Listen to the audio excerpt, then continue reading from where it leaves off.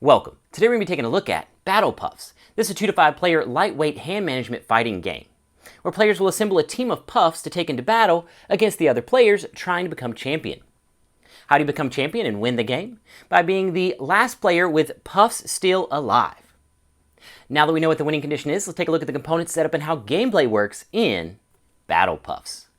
Now let's take a look at the components. You have battle cards. There are attack battle cards that have the sword symbol, the name is across the top, a picture in the middle, and the ability at the bottom, and the card count in the bottom right corner. Defend battle cards that have the defend symbol at the top, a picture, and then the ability at the bottom. And power cards. They have a power symbol at the top, a picture in the center, a description at the bottom, and the card count in the bottom right corner. This lets you know how many of these cards are in the deck. Puff cards. This has a name at the top, a picture in the center. If it has an orange bar, it has a special ability, bio at the bottom, along with the popularity stars at the very bottom. This indicates how popular they are and determines who will begin the game. And then finally, your rulebook.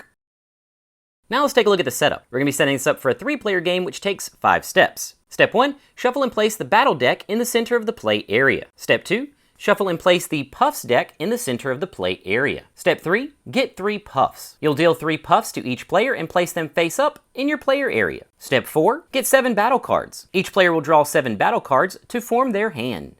Step 5, determine the start player. The player with the puff that has the most stars at the bottom of their puff card is the start player.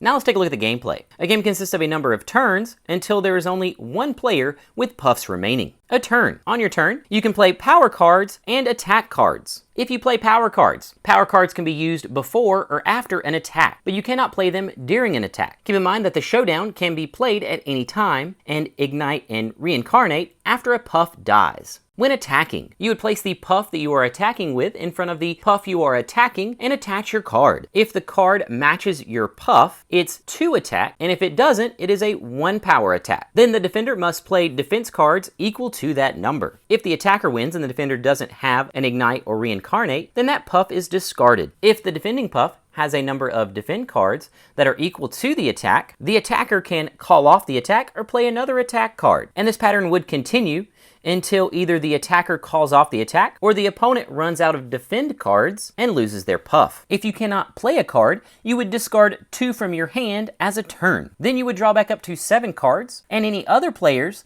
who spent cards during your turn would draw back up to 7. And it would become the next player's turn. Then turns would continue until only one player has a puff remaining. They would be crowned champion and win Battle Pufs.